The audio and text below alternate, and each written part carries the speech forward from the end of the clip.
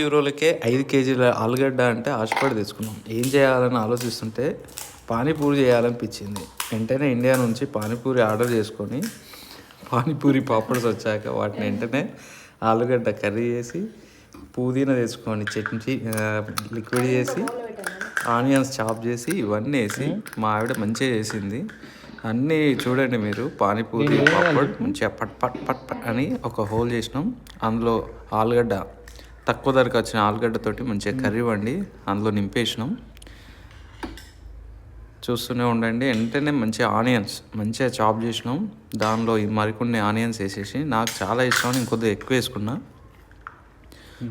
అవి వేసేసి మళ్ళీ పుదీనా మంచిగా మిక్సీ పెట్టినాం కదా, ఆ లిక్విడ్ కాస్త ఫిల్ చేసి ఒక స్పూన్ కాదు మళ్ళొక స్పూన్ అనుకుంటా నింపి నాకు ఇస్తే ఫుల్గా తిన్నా. చాలా బాగున్నాయి.